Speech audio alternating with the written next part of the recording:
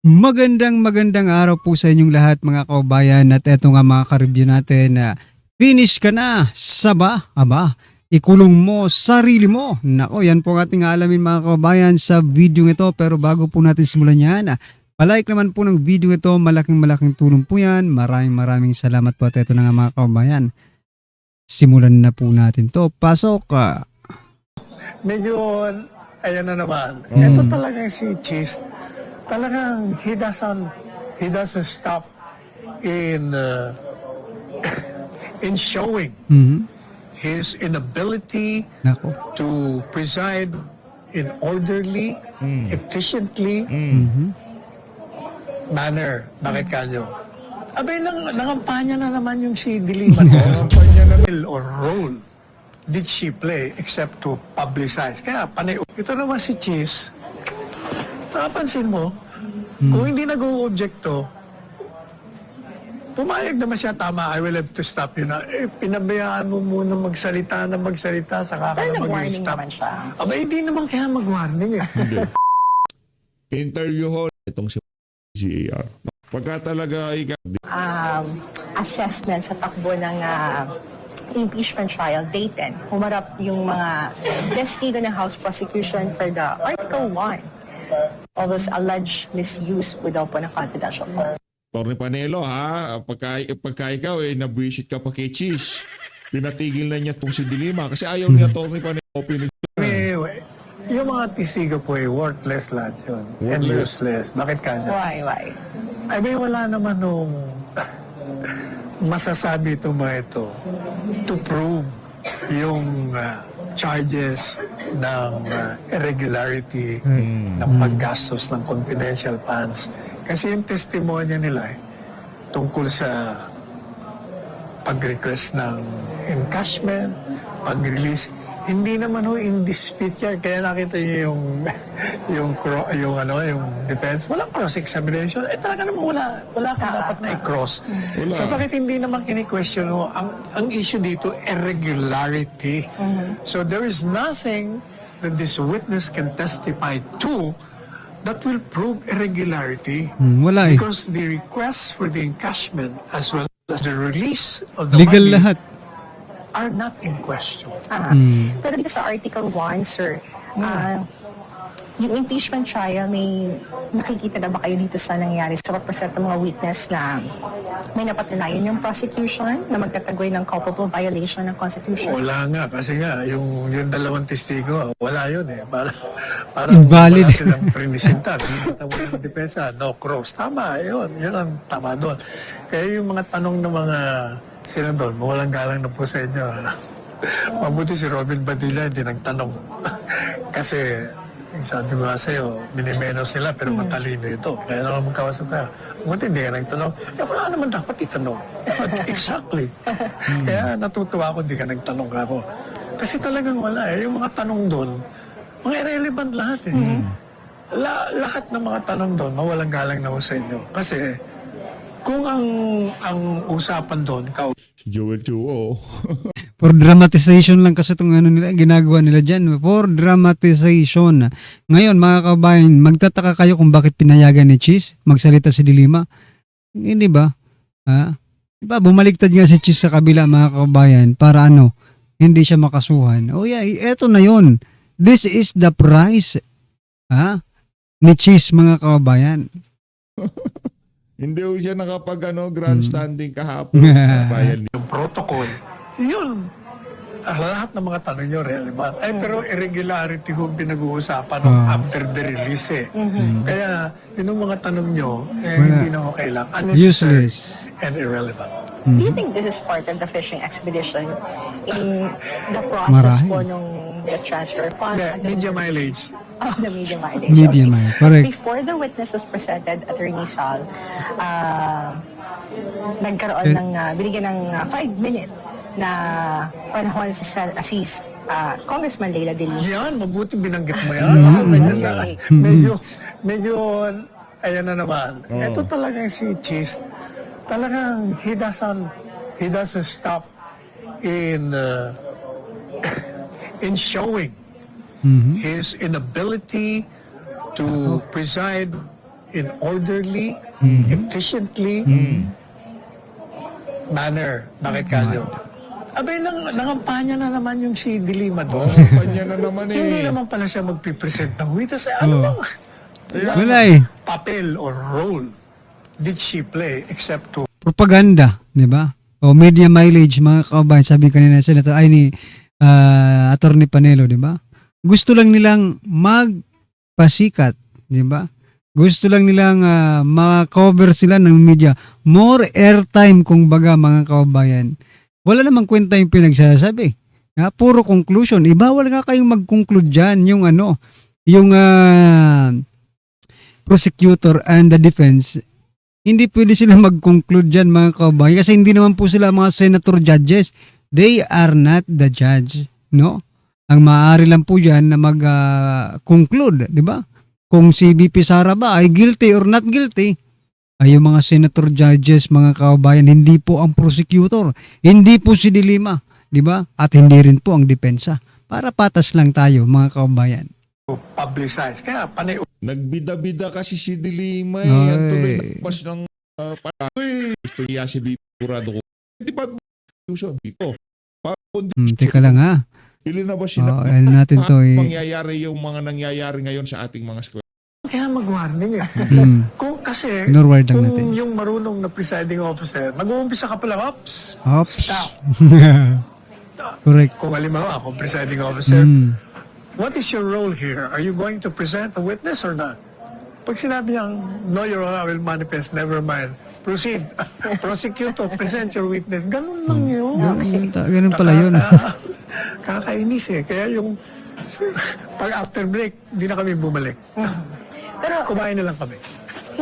pero attorney, kasi from the first until the second witness, narinig natin yung term na suspicious, unusual, illegal. Pero sa kabila nun, both the witness, narinig naman sila na hindi naman illegal yung transactions. Talaga namang hindi eh. Yes. So, Kasi, bakit magiging illegal? Merong request. Tumawag naman yung mga opisina. Tapos yung cheque na mayroon naman pay. Kaya yung mga tanong na yung mga irrelevant lahat yun. Sinasabi lang naman doon, under the law, pag covered at suspicious, nire-report. Talaga yung 500,000 nga eh. Nire-report mo na pag more than 500,000. Yun namang suspicious. Eh kung nagduda talaga yung bangko na baka hindi ito totoo eh. Kahit na 1 million lang yun. Oh, sir, meron ditong kaduda-duda. Hindi, kumbaga, ordinary po yan. Hindi na mahalaga yung mga suspicious, usual, unusual. Ang unusual, yung tanong kayo ng tanong doon, ang hindi naman kailangan. pero dito sa second witness, kasi meron siyang experience with other government agency, hindi lang sa Department of Education. And when she was asked is this the first time na ganito kalaking amount? Sabi niya, and may mga government agency din ba na nag-withdraw din ng malaking amount na experience mo? Wherein sinabi niya na na-experience din naman niya kasi sa ibang branch yun na ibang government agency din na nakapag-encash yun ng malaking pera. Although hindi niya na sinabi for privacy nga. Which is transaction sa bangko ng mga government agency, hindi unusual na magpa-encash yun ng malaking amount. Talaga namang hindi unusual yun. Kaya nga, hindi ko maintindihan ng tanong. Ako tatanungin na, hindi ka ba nagduda? Eh, paano magdududa kung mismo yung processing ng check, they followed, compliant lahat? Ang trabaho mo, Mag-release. i-cash mo. Kasi, kompleto naman eh. Yes. So, it's not for them to ask. And then when you raise na si Senator Panfilo Lacson, since issue ng confidential fund ito napansin daw niya both sa defense and sa prosecution, wala daw silang competent na nilista na witness. Since dapat, yun daw ang dapat i-present nila na sinabi naman ni Representative Chua na may reservation siya, pero parang sinabi niya na from the COA, sabi ni Senator Lacson, hindi naman competent ang COA for the confidential funds. What's your take on that, Bob? Abogado na naman siya. Ang magdi-decide ng competent next testigo will be the court based on the rule ano yung competent evidence. Now, pagdating naman dun sa confidential funds, ano ba ang gusto niyong maprobahan? Ang tingnan niyo yung batas. Para saan ba yung confidential funds? Confidential funds, talaga para sa mga kalaban nito ng Estado. Kaya nga tinawag na confidential eh. Kasi Di pa rin nila maintindihan, hindi mo eh. pwedeng ipakita kung sino ang binibigyan mo ng pera. Kasi pag pinakita mo yan, patay, wala ka nang makukuha ng informant, papatayin sila eh, pati pamilya nila. Yun ang talaga ang nature ng confidential funds. And sa tingin niyo yung pag-present sa mga witnesses ngayon, foundation witness sila para maipasok yung mga bank Hindi. records, yung inaasahang mas mabibigat na ebidensya? Hindi, para lang ipakita na meron silang mga testigo. Di ba, from the very start, yun ang sinasabi natin, sinasabi na ng defense. Wala nga ngayong kaso eh. Kaya pilit nyo kaming sagutin yung mga demanda nyo. Ay sinagot na nga namin na wala kayong kaso, wala kayong mga aligasyon, magpapakita na meron kayong basis sa batas. Wala kayong mga ebidensya. Kaya ang ginagawa nyo, pinapakuha nyo lahat yung mga dokumento para kumuha kayo ng ebidensya. Yun nga ang punto ng defense. Kaya sa totoo lang, uulitin ko po, itong impeachment, kasama ito sa plano. Nasiraan si Inday Sara, Correct. tanggalin sa pwesto para hindi siya makatakbo. Sapagkat talaga naman pag siya nanalong presidente, maniwala kayo, may problema talaga ang mga nakaupo ngayon. Kasi maraming mali yan. Balikan ko yung dalawang witness na present ng prosecution. You think yung mga sinabi nila ngayon sa impeachment court makakatulong dun sa direction ng prosecution para i-push dun sa Hindi. sa Article 1? Kasi hindi naman Hindi. yung issue yun eh. Okay. Ang issue lang, did you spend regularly the funds as intended by the very use of that? Yun lang naman ang tatanungin eh. Di ba, sinagot na po natin yan. Unang-una, hindi mo dapat dinimanda ng irregularidad yung pagkasos ng confidential funds. Bakit? Kasi yung COA decision na sinasabi niya may irregularity, hindi pa ho pinal yun, hindi pa ho natin malaman kung talagang irregular nga yung pamamaraan ng paggastos. Kasi meron pang appeal, meron pang questionable pa. Hanggat hindi ho final yung executory, hindi pa ho pwede dapat i-demanda. Kaya lang, dahil gusto nga nilang siraan ito si BP Sara, ginawa nila.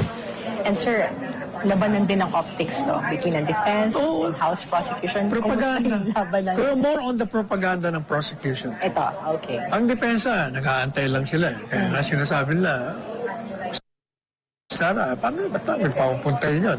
Hanggang ngayon nga, wala kaming nakikitang ebidensya nyo. At so far, mag-iisang buwan na tayo, wala talaga akong ebidensya. Whether dun sa Article 4 or dito sa Article 1. And ito yung huling trial for this week. Magbabalik tayo next week. What are your expectations sa sinabi nila from the Commission on Audit at from the HOR yung ipapresent nila ng witness po? Ano bang inaasahan niyo? Parang SONA. Wala kang aasahan. Grabe naman. salamat. Ay, Ayun na nga Ayan mga kabayan, ano pong masasabi dyan? Just comment down below. Ito, pasadahan din po natin ito mga kabayan. Ito pong si Mayor Magalong Pasok. Katatapos na SONA ng Pangulo kahapon, nabigyang daan niya yung usapin ng katiwalian sa bansa? Mayor? Yes, Laila, oo. In fact, yun ang pinakaunang kanya topic niya, no? Part ng kanyang speech yung tungkol sa mga katiwalian sa ating bansa. Isa ko kayo sa, kung di ako nagkakamali, Glenn, naging opisyal doon sa ICI na binuo noon. Sa Kaya ICI. lang may mga ilang concern si Mayor at hindi na rin siya nagtuloy doon. Ano bang nangyari doon sa, Mayor, investigasyon at resulta nung Sino ba itong lalaki ito? Parang, di ba? Parang yung si Kumar, di ba? Mga kabayan, naalala niyo sa, yung sa investigation kaya, kaya Agent Morales. Diba yung, parang Arabo mga kabayan, parang si Kumar, no? Pero I don't, yan ay, ko lang parang na, ko lang, na aninag ko lang yung pagmumukha ni Kumar dyan sa taong yan. mga sinagawa ninyong pagsisiyasat sa mga flood control projects sa iba't ibang mga lugar sa bansa? Mhm. Well, alam mo, Laila and Glenn, Opo. 2 weeks lang ako doon. Ano? Oo 2 nga weeks po lang. eh. At 2 nung weeks lang. naumpisaan ko na yung investigation, kasi nga, ang designation ko doon was investigator and special advisor. Yes. Siguro nung lumalalim na yung aking investigasyon Aray at ko. yung mga nakikita, Mm. siguro may natataranta. Kaya on the 10th day, biglang nag-announce si Yusek Castro na hindi na ako investigador, special advisor na lang. Ayun na nga. Kaya Aray kung gano'n ko. din lang ang aking role, Mhm. minabuti ko na mag-resign kasi wala na akong kwenta doon. Oo. I don't add value anymore to the mission and function ng ICI. Tama, oo. At doon ba sa pag-imbestiga mo, Mayor, lumulutang na bang pangalang Speaker Martin Romualdez? Kasi kahapon binanggit ni Baka Marcos ang lumutang eh. binanggit ito ni Pangulo. Pero hindi niya binanggit ang pangalan, binanggit niya lang yung dating Speaker. Mm. Pero doon sa pag-imbestiga mo, on your talaga pag-imbestiga, lumutang na talaga ang Martin Romualdez na isa sa mga arkitekto sa Mhm. flood control scam na ito. Yes, consistent yan. Yung pangalan niya is very consistent. Okay. Pangalan Ay, ni aray former ko po. Speaker Romualdez. Okay. Yan, sila. So, kung ganun pala, mga kababayan, dati na pala lumulutang yung pangalan ni Romualdez, bakit umabot pa? Ito, tanong po tayo. Bakit umabot pa hanggang sa panglimang sona ng Pangulo bago umaksyon ang gobyerno? O hindi pa nga umaaksyon, sabi ng Pangulo, malapit na kasuhan. So meaning, there is a possibility na hindi po ito makasuhan and there's a possibility na makasuhan siya. Malapit pa lang. So bakit ngayon pa lang lumapit yung kaso, noon pa pala sa panahon pa ni Mayor Magalong as investigator ng ICI, lumalabas na ang pangalan ni Martin. Pero naprotekta sa bagay, it is given na po yan, mga kababayan, no? Sila Salvico, Garjola, at Garjola. yung mga iba pang congressman dyan sa Mhm. iba't ibang lugar. Mhm. Bulacan, Grabe. Contractor dyan kung sa tawagin. Mindoro, Contractor sila, dyan sa contractor. Davao Occidental, gano'n. Oo. Okay. Marami halos lahat ng sa mga nakikita naming mga dokumento, Mm. halos lahat ng lugar dito sa Pilipinas, halos pinakialaman ng Grabe. nagkaroon ng anomalya Mhm. at kalimitan, kasabwat, siyempre yung mga mambabatas. Unfortunately, Lahat ng lugar sa Pilipinas, kaya hindi na tayo magtataka na aabot talaga ng trilyon, mga kababayan. yung mga mambabatas hindi pumipirma. Mm. Nangongolekta lang. Aray. Nangongolekta lang. Kolektor pala sila. Hindi pumipirma. Nagmamaleta lang. Ayun, na So, paano yun, maamalita. Mayor? Paano natin mapapatunayan ngayon kung sa gagawing mga pagdinig, kung sakali mang mabubuksang muli itong mga pagsisiyasat tungkol sa mga flood control project? Kung walang pirma, sino ang maaring Habulin. madidiin dito? Mahirap talaga. Mahirap. Challenge. Pero isang paraan dyan is talagang kasuhan yung mga kontraktor. Kasuhan din yung mga DPWH.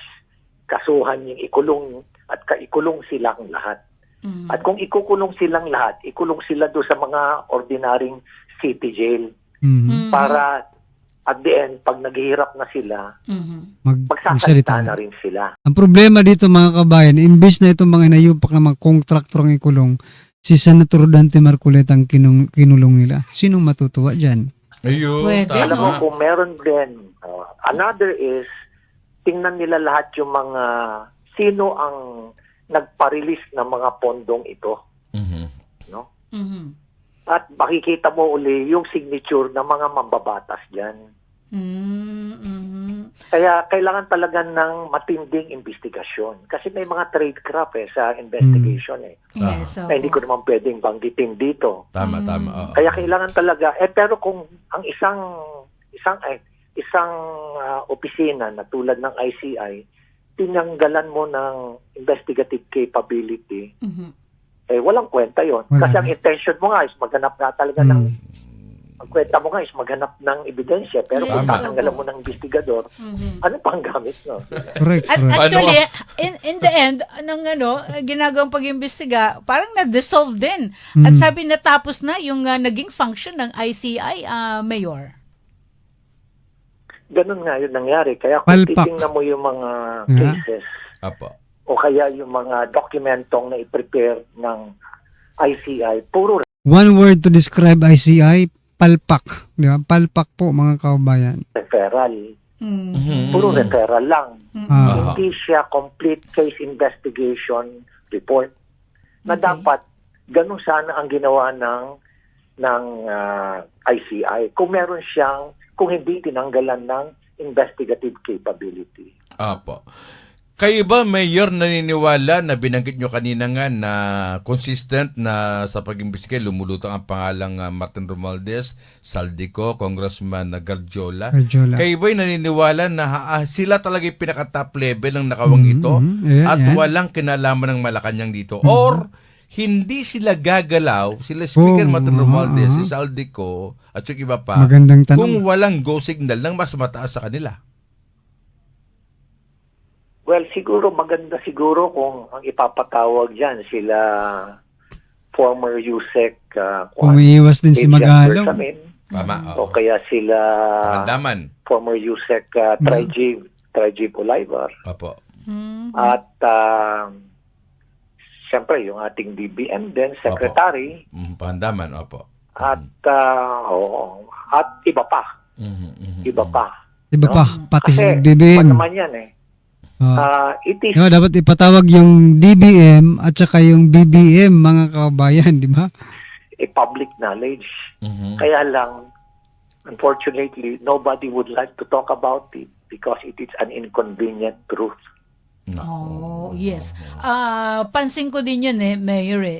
Imagine, ang dating kalihim ng Department of Budget and Management and even yung ating dating Executive Secretary ay biglang nga napalitan during na ginagawa ang investigation ng ICI.